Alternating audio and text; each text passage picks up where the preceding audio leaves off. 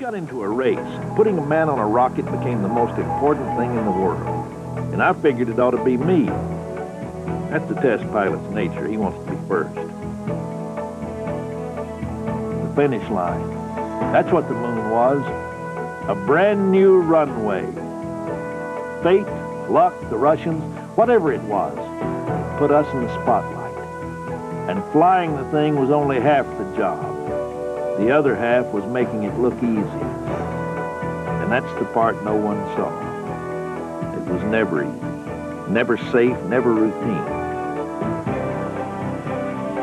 I guarantee you never heard the real story. It was a hell of a ride. Listen, Tranquility Base here. The Eagle has landed.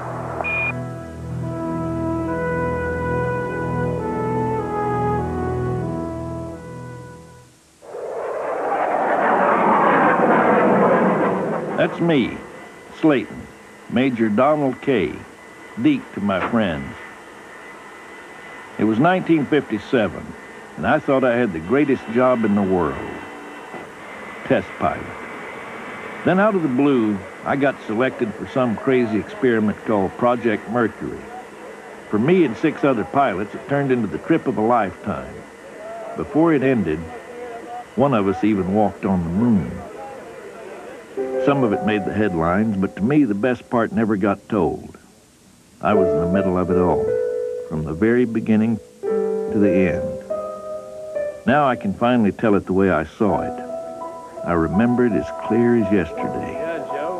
It's been a lot of years and a lot of miles since I met these guys, my friends and comrades. Al Shepard, John Glenn, Gordo Cooper, Scotty Carpenter. We started out with one thing in common.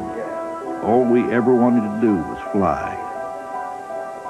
Just a farm boy from Wisconsin, but I'd had flying on the brain since I was a kid. After the war, I found a way to keep going faster and higher. Test flying.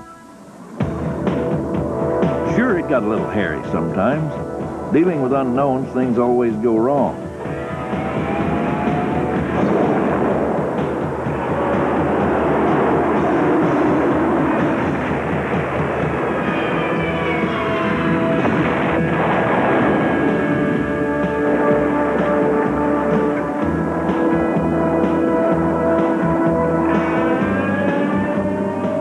Anybody can get into trouble, but the best can get out. See, a test pilot with a problem doesn't think, I've got 10 seconds until I crash. He thinks, hell, I got 10 seconds. I bet I can save this thing. Well, maybe you can't, but you think you're the best, even if you die trying to prove it. Faster, farther, higher. That's test flying. Then overnight the game changed. Faster, farther, higher no longer meant wings and wheels. It meant rockets. Now there was a chance to fly into space and into history. We all wanted it. But out of hundreds of test pilots, it came down to 7 astronauts. And there was a lot more to being an astronaut than we realized, like press conferences. With so many to choose from, I figured these 7 would be the best damn test pilots in the country. It's my pleasure to introduce to you, But I looked around and I couldn't believe my eyes. I thought, either I don't belong here or some of these other guys don't. Malcolm S. Carpenter. Scotty was kind of a philosophical type, a bit of a poet. Not exactly the typical test pilot. Leroy G. Cooper. Gordo matched the basics, but I'd heard he was a real hot dog. Had a tendency to be a little flaky. John H. Glenn. John had gotten a lot of press for setting a cross-country speed record, but he was overage and he really didn't meet the education requirement. Virgil I. Grissom. Gus Grissom. Now here was a real test pilot. He'd flown in Korea and he was a damn good engineer. A little short, though. Walter M. Schirra. Wally was a real joker, and nobody enjoyed Wally's sense of humor more than Wally. but he was Navy, and I respect anyone who flies off carriers. Alan B. Shepard. Over the years, this guy, Shepard, would end up being my best friend. But then he was competition. I could tell he'd be the guy to beat. Donald K. Slayton. And, of course, me, the best of the 7. Wouldn't be a good test pilot if I wasn't sure of that. These, ladies and gentlemen, are the nation's Mercury astronauts. I was happy I'd made it and ready to work. But why all the publicity? We hadn't done anything yet. And the questions had nothing to do with flying. Why is it that family men were picked instead of bachelors? Don, as a bachelor, answer that, please. Walt, the only thing I can say is that the medical statistics prove that married men live longer than bachelors. And Here we were, military men, and they're asking us to get warm and personal. The question is, what is the motivation of these men? Oh, man, I wanted to be anywhere but there. Okay, my full name is Donald K. Slayton, and my hometown is Sparta, Wisconsin. And my age is 35. I was nervous as hell and a long way from smooth, but the guy next to me laid it right out. I have no problems at home. My family's in complete agreement.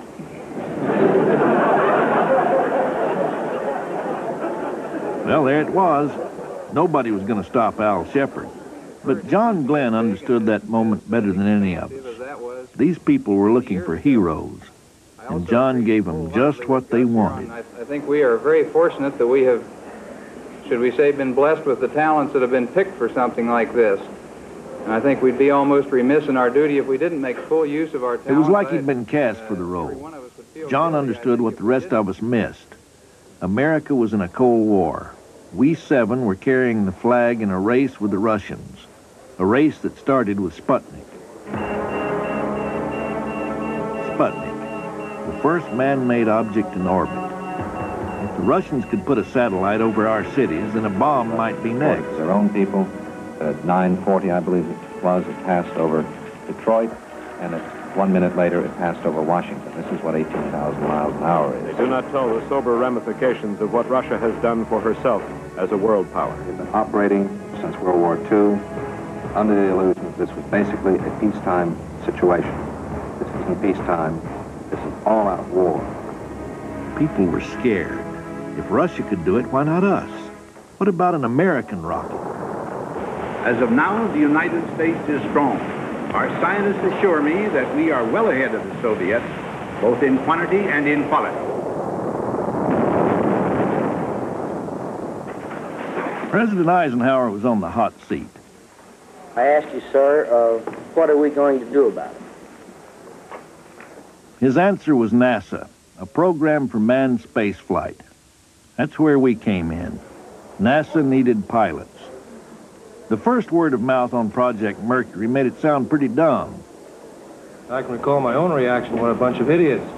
Arrive in this big auditorium at the Pentagon with about 70 guys, 2 engineers and a shrink trying to tell us about how exciting it would be to get in a capsule on top of a rocket. And I said, where the hell's the no desk?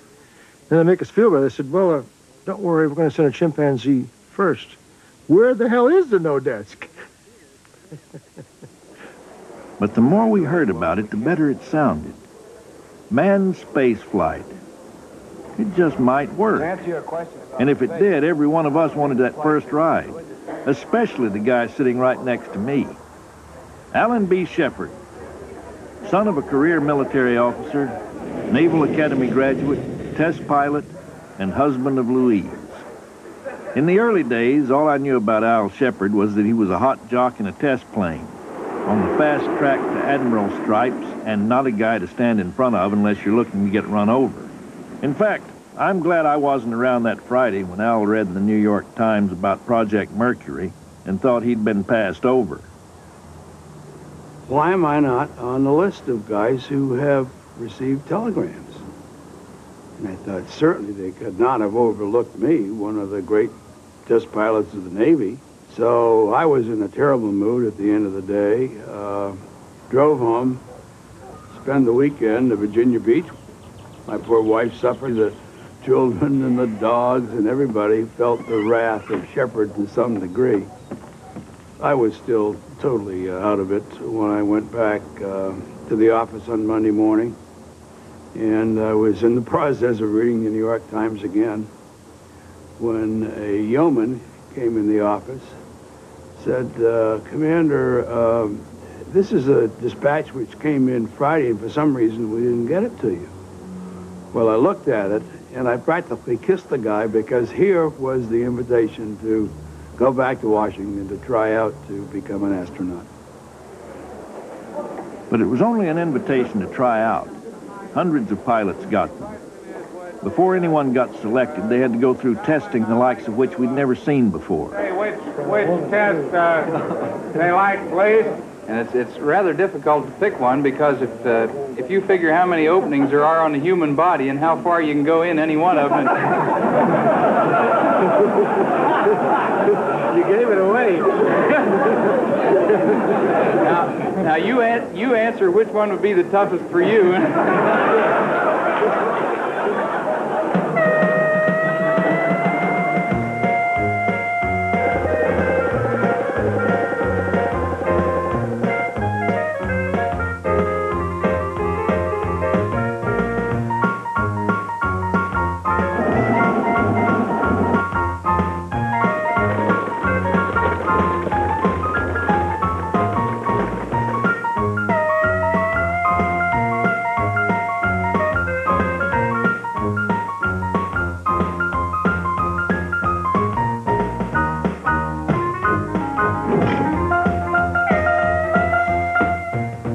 One of the worst tests that I ever experienced was the time when this, wasn't even a doctor, he was just a corpsman of some sort, put this needle in my hand, here in this meaty part of my hand, and then put electricity into it, which balled up my hand and hurt like the devil.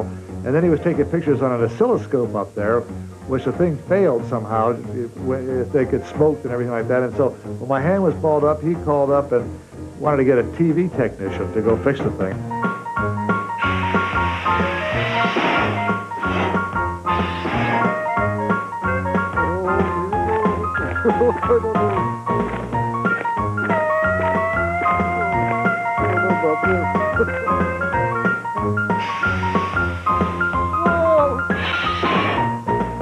I see you brought your Air Force pressure suit with you. Yes? It doesn't look awfully comfortable. It isn't? Sergeant Tuesday, when you stand up and move around? When they got done with our bodies, they started on our minds. It is restricting to his mobility to some extent. Dr. Garofal, I believe that Dr. Strughold referred to you as a psychologist. That's right. Now, isn't it rather surprising that a psychologist should be investigating a physical condition like weightlessness? Every time, every one of us that went in to see the psychiatrist, when we had those Rorschach tests, you know, and we were looking at nothing but a blank piece of paper. She gave me a sheet of white paper, and she said, well, what does that look like? And I said, oh, that's easy. And he says, I want you to just look at this card and you visualize the story and then tell me what it is you see. And I said, that's a blonde woman dressed in a white leotard on a white horse riding desperately through a snowstorm. She said, it's not really. Where do you see that? We always saw feminine attributes in there, feminine anatomy in there, only to show how masculine we were. And the psychiatrist thought we were all sex maniacs, but he passed us. So I took all the thing, and then I turned it over, and I said, you gave it to me upside down, and that did it. It was over it right there. Maybe subconsciously I was trying to not get in the program. We were well patients being looked at by sick doctors. Hundreds were tested. Only 7 made it. But competing for the title astronaut was nothing compared to what was about to begin. The competition for the first ride and the title, First Man in Space.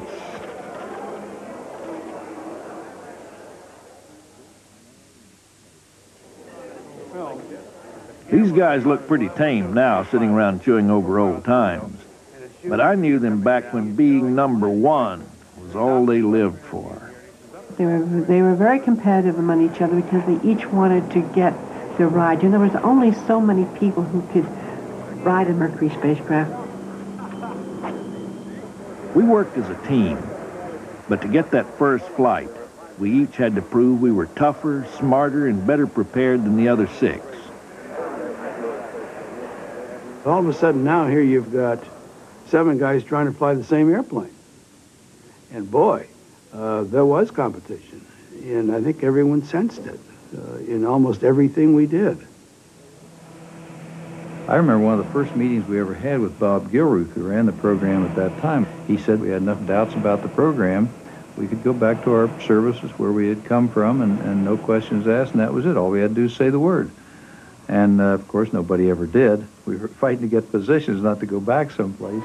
It was just a matter of personal pride to know that you were the best and that you were going to make the first flight.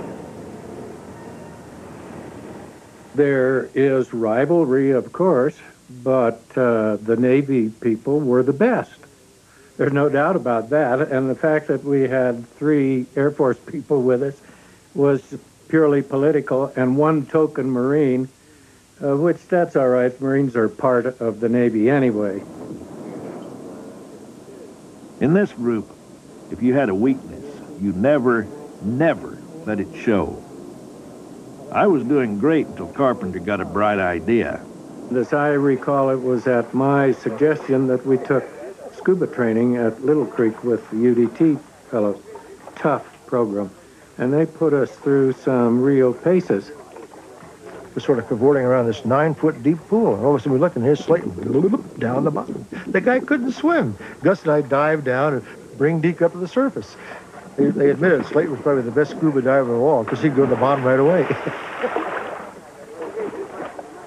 His wife, Marge, remarked that he had been home practicing in the kitchen sink, trying to inhale from his mouth and exhale through his nose in water. But he did that whole training and didn't tell anybody that he didn't know how to swim. Sure, it's funny now, but the pressure to perform was nonstop. We needed to let off a little steam. We weren't going to let the fact that we were astronauts keep us from having fun, but some of us had different definitions of fun. I think while the other astronauts sometimes were a little bit more mischievous in things they did, and John stood out as the all-American boy in that particular group. John Glenn didn't appreciate our kind of fun. One night he made that very clear. Well, you know, frankly, when we were discussing extracurricular activities, if you will, I thought to myself, well, gosh, why is this even coming up? Why is it being discussed? Doesn't everyone have the right to do what they want to do? John said, knock it off, kind of. You guys are having too much fun. John came down on us much like a mother hen, so we didn't like that too much. I was afraid at that time that if there was any very severe publicity about the group, negative publicity, that it could affect the kind of support funding out of the Congress. It could really harm us somewhat. So I was a little bit concerned about it. Extracurricular activities was a tempest in the teapot compared to the issue of who would fly first. When we finally heard, it was typical fighter pilots in a room, each convinced he's the best. But 6 of us got some very bad news. We were asked by Bob Gilruth to stay on a little later than we normally would have. We sat there in our magnificent office, 7 steel desks in one room, and waited and waited, and there wasn't a heck of a lot of conversation. No introductions, no pleasantries. He said, well, we've been watching you guys now for almost a couple of years. And Bob didn't mince words. He said, Glenn, Grissom, and Shepard are selected for the first Redstone flight. It turned out to be Al, and Gus was to get the second flight, and John was to be backup for both. It was an emotional high because of those 7 equally qualified guys, I had been picked to make the first flight. I can recall really feeling deflated, because this is one of those rare times when you didn't make the mark. At least I hadn't. And here was Slayton, Carpenter, Cooper, and myself, second team. A very, very traumatic feeling. Not being first was bad enough, but not even placing in the first three. I couldn't believe it. Because they all came forward and shook my hand and congratulated me, some with less enthusiasm than others. It was time to put everything else aside and do the job. Al and his backup, John, got to work preparing for the flight. Al was ready to take his seat in the cockpit and his place in history. Unfortunately, the seat in the cockpit was temporarily occupied. President. I guess this chimpanzee who was flying in space took off at 10:08. He reports that everything is perfect and working well.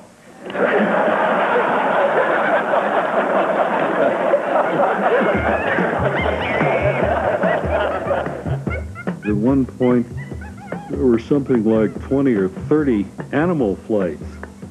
So many that Bob Gilruth, the center director, suggested once we should move the program to the French Cameroons, where all the chimps live, and just launch there. Go out and pull one out of a tree and stick them in a capsule. We found all the jokes real funny. Time to feed the chimp. Spam in a can. Shepherd, Grissom, and Glenn, the link between monkey and man. We hadn't signed on to fly standby while Bonzo pushed the outside of the envelope. At one time with Al, he gave him a bunch of static, you know, and I kind of mentioned to him, I said, you know, Al, if you don't like it, we can go back to somebody who works for banana pigs. And he kind of threw an ashtray at me at that time. Chimps don't talk back, test pilots do. We knew until we were flying, the program and our lives would be out of our control. We'd seen enough monkey business and we were ready to go. Then the last chimp flight before Al had a problem. And Werner von Braun, our German rocket genius, wanted one more test. The escape tower fired, but it stayed hooked on to the capsule. So the monkey got a lot higher and a lot further than he should have gone. And we said, well, heck, we know what happened. They figured out which switch it was. We said, we're ready to go. You remember all that discussion? They said, let's go. But the extra test delayed the schedule. The first man in space wouldn't be named Al or Gus or John or even Deke. It would be Yuri Gagarin, a Russian cosmonaut. I'll never forget Al's reaction. He said, look at that goddamn thing, and he hit his hand so hard I thought he was going to break it. The public didn't like losing to a Russian any more than Al did. It means they're getting ahead of us, and we certainly need to start working hard to catch up. I think it's about time America woke up and did something about it. The Russians were beating us. NASA was dragging its heels. We were starting to look bad. And may I ask what that's called? Is that the crash helmet? Oh, I hope not. After you leave the moon, sir, when you come back to Earth, where will you be landing? I am going to be landing in Nevada. Mm-hmm. In the state of Nevada? In the state of Nevada, yes. Then you're convinced that they will get you back to Earth? I am convinced that they will get me back to Earth. Just how far into it? That's what I'm not convinced about. Well, surely they've provided something to break your fall. Oh, yes, the state of Nevada. But Al Shepard was no reluctant astronaut. He couldn't wait to be the first American in space.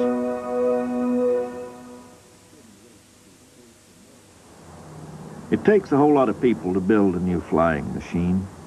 But when it's finally ready, only one climbs into the cockpit. Now the world could only watch. America was taking its first step toward the moon. Alan B. Shepard was about to ride the rocket. Early in the morning of Alan's flight, I went into the crew quarters and awakened him. He's calm, cool, and collected. I was scared to death. In contradistinction to Alan, I was probably the most frightened person on the pad, because this was a friend of mine, a close, near and dear friend of mine, who was putting his life on the line. I was aware only of the people around me. The medics who were going to pat me on the head and finally let us go fly. On the surface, it wasn't going to be much of a flight. The suborbital, we called it, just 15 minutes from launch till splashdown. But it was 15 minutes of pure unknowns. The launch, the G-forces, re-entry. Any one of them could kill Al. He may have been cool, but the rest of us were more than a little nervous. I have seen people throw up on the launch consoles in the blockhouse because no one wanted to be responsible for a hold or responsible for any kind of a mess up.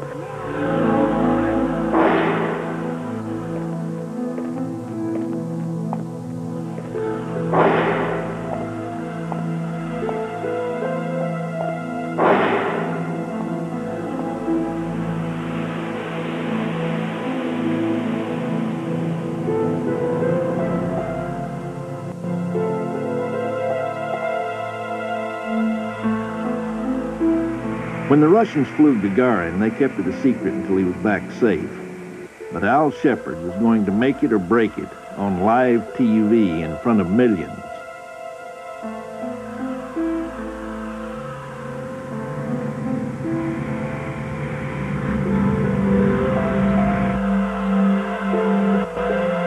The 33-ton rocket is poised to hurl America's first man into space at 5,000 miles per hour. Alan Shepard will rocket to 115 miles above the Earth. He will weigh nearly 1,000 pounds from the punishing acceleration of a giant booster rocket. And you know the old desire of all pilots that when you walk up to the airplane, you always kick the tires just to be sure they're not flat. This particular rocket I was never going to see again, so I just stopped as I approached it, looked up into the glare of the spotlights, and took a look at the rocket. Sort of another way of kicking the tires, so to speak. All of a sudden you realize, hey, wait a minute. The next one that we launch, it better not get blown up, because there's somebody in you know. It's not just some monkeys, you know, chimps, but it's the man. People have always said, how does it feel to be in a history book? And I said, listen, when you're sitting on the top of some 6 million pounds of high explosive, the last thing in your mind is being a page in a history book. The countdown dragged on and on. Waiting wasn't easy for any of us, but it was worse for the man locked in the can. I can't hear you on this goddamn.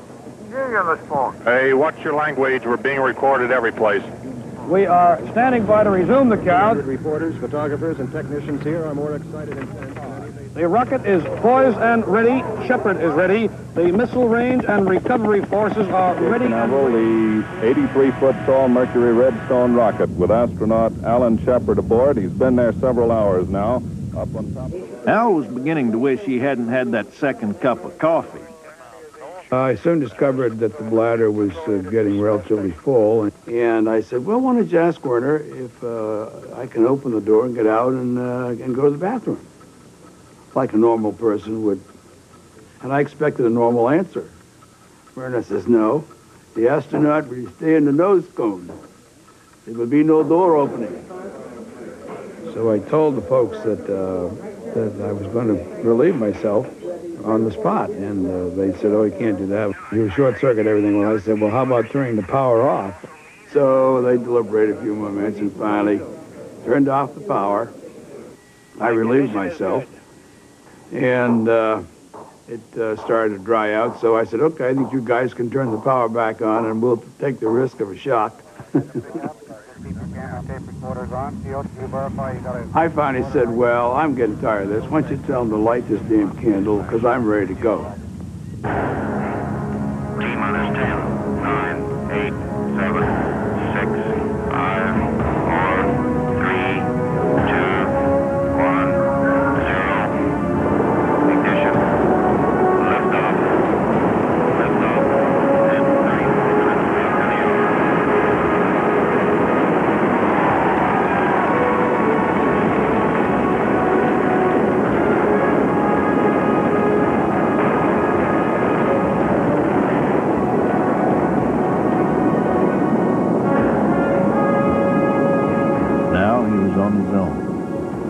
after years of getting ready, there was nothing we could do but wait.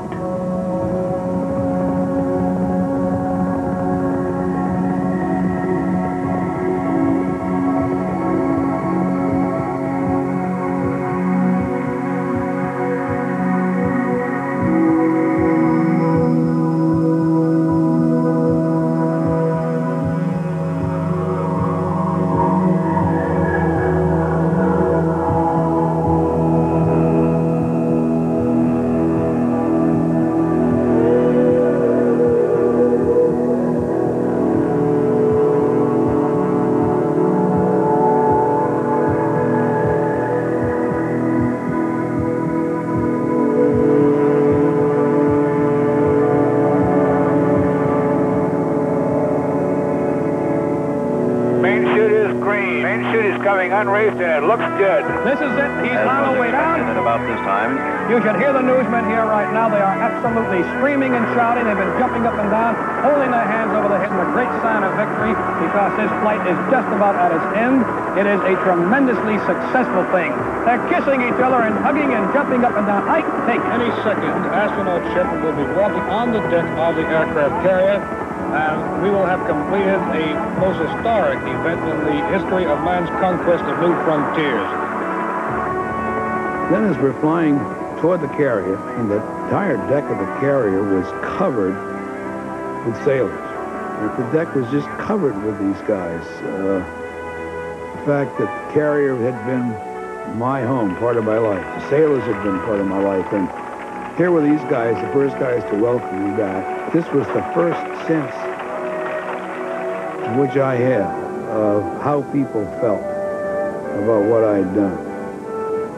That had to have been the most emotional carrier landing which I ever made.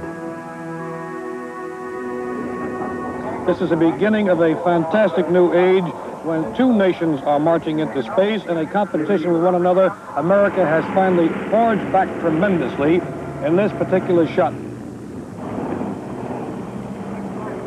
Gus and I met Al after the flight. It felt good.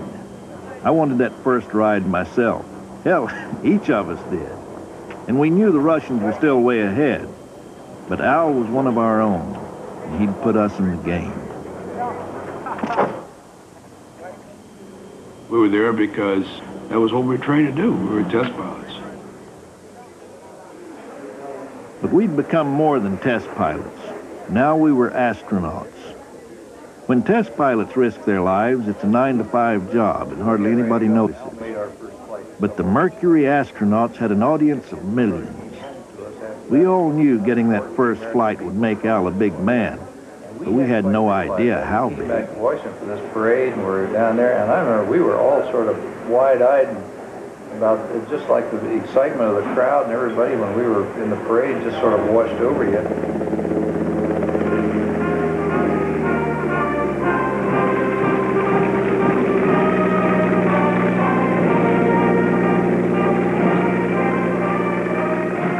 The crowd behind us has just now caught a glimpse of Alan Shepard, and you can hear what they're doing about it. I understand Mr. Shepard is a retiring man, doesn't like to make public appearances, doesn't mind being lofted into space, but doesn't like to make public appearances.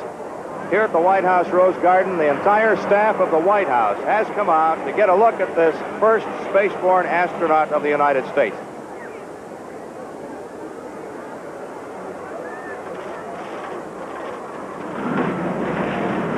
I thought that last Friday was a thrilling day.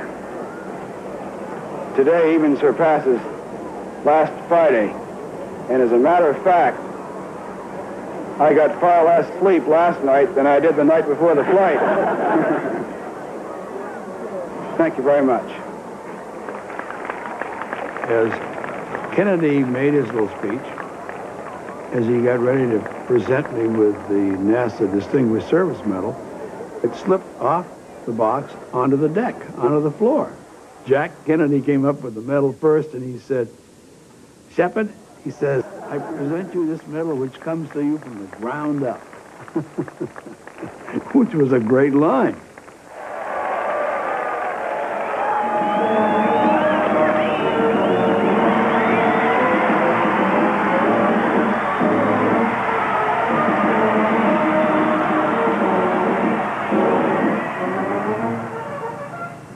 Kennedy insisted prior to the parade that we return to the Oval Office for a meeting. He said, this is fantastic. What you've done is absolutely fantastic. What do you guys have planned for the future? And then he said, I want a briefing on this.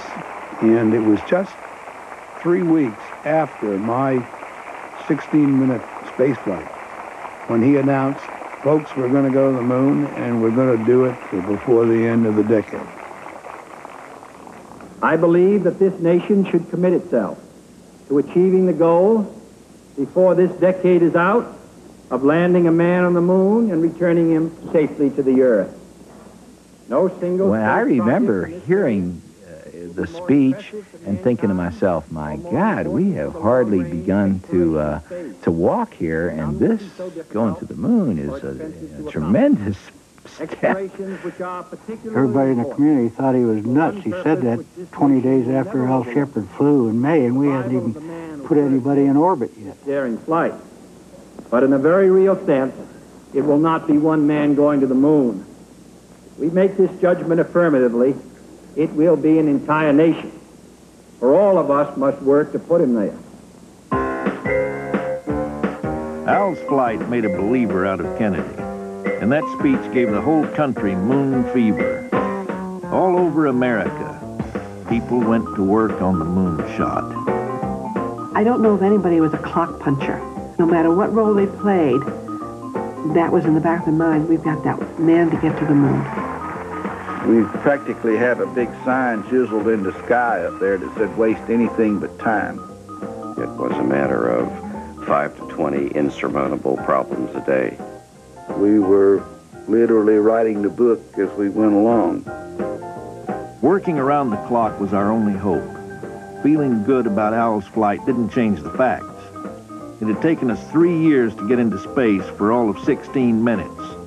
Now we had less than a decade to get to the moon.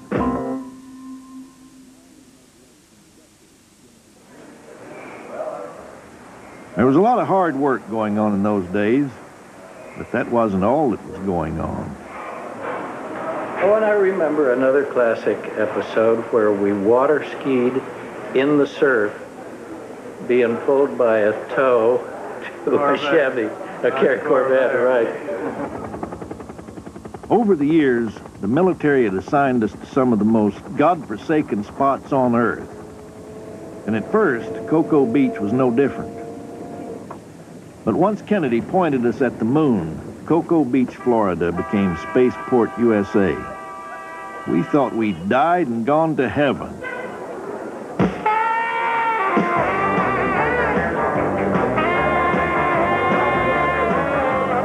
Cocoa Beach was a wild place. It was a wide-open, raucous, frontier-type existence. It was boomtown. Lots of pretty girls and lots of heroic men and abandon. It was like having magic goofus dust placed on your shoulder when they hung that title astronaut on you. There were women on the beach. They were there to have the attention of an astronaut. They wanted to befriend another astronaut. And, you know, I used to say, well, they've got astronaut poisoning. There were ladies in Cocoa Beach, Florida, and probably other places around the country who liked to brag about how many or which different astronauts they had managed to slip into their bed. If they only knew that it wasn't all that difficult, then they probably wouldn't have bragged that much. It was just unbelievable. And no one ever said a word. No one. It never got into the press, and no one ever said a word. No matter how hard we partied, we couldn't keep the damn moon off our minds for long. All you had to do was step outside and take a look. There it was, waiting. We had to keep moving. Now we had two priorities. Prove that Al's success wasn't just dumb luck, and get every Mercury pilot some spaceflight experience. Gus Grissom had won the second ride. We still didn't have a rocket with enough power to get into orbit, so Gus would make another suborbital flight just like Al's. Al's flight was perfect. Gus was out to do even better. Just because Al survived his flight didn't mean the next one would be a ride in the park. Gus knew the risks as well as anyone. For some reason, somebody decided they wanted to put a parachute in the cabin, so I was talking to Gus about it. Said, okay, we'll get it put in, but I don't think it'll do you any good. I don't think you can get it on. And his retort was, well, it'll give me something to do until I hit.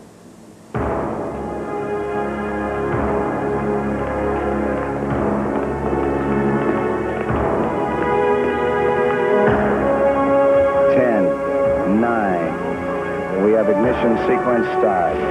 The engines are armed. 4, 3, 2, 1, 0. We have liftoff. The clock is running.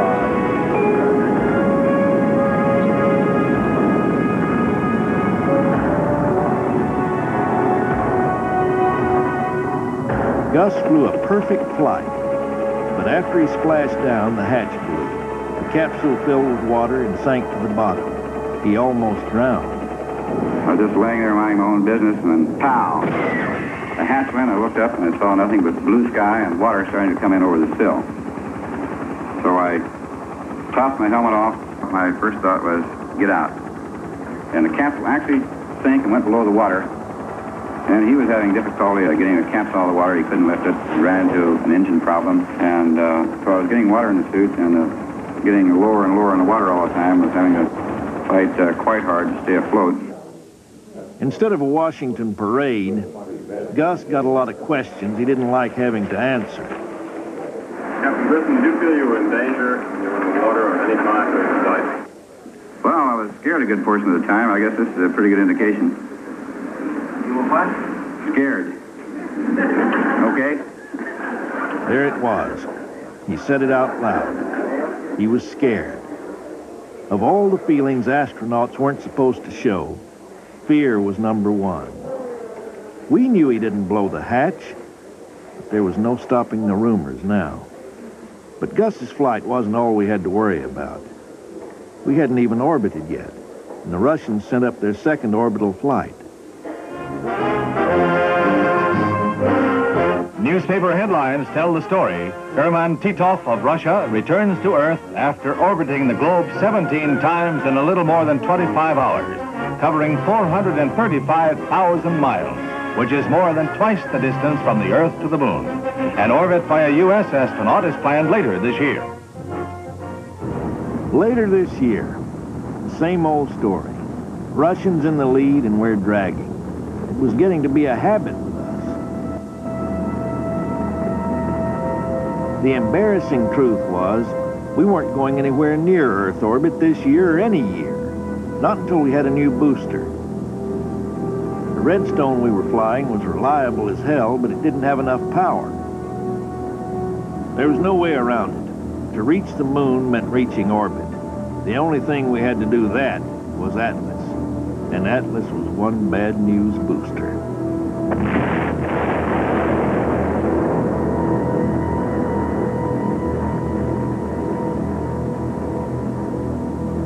This was the only rocket we had to get into orbit. And this was the man who was going to ride it. And so one day I ran into this thing, I think it was in Reader's Digest, and I came in and put it up on the blackboard in the room that we all shared. And it was definition of a sports car, an emotional hedge against the male menopause. There's a brand new bunch of astronauts, and we're going to go down. There's supposed to be a big conference builder to let us see a big booster take off. So we go down, and it's a beautiful, clear, starry night. And so this thing lights off, and the hold down bars pull back, and the thing starts up, and so theatrical anyway. Just the nature of it looks like it was staged by Hollywood or by Disney or somebody, you know, with the searchlights, and it's quite impressive. And we're watching the thing go, and up it goes, and we're watching it hit the high Q point up there, and instead of going on through it like it was supposed to, it blew. And it looked like an atomic bomb went off right over us. So we all look at each other, you know, and that's the thing we're supposed to ride, you know. So we had a few discussions with the engineers after that. So they went back, and in fact, Deke was the one who followed, in particular, the booster problems that we were having.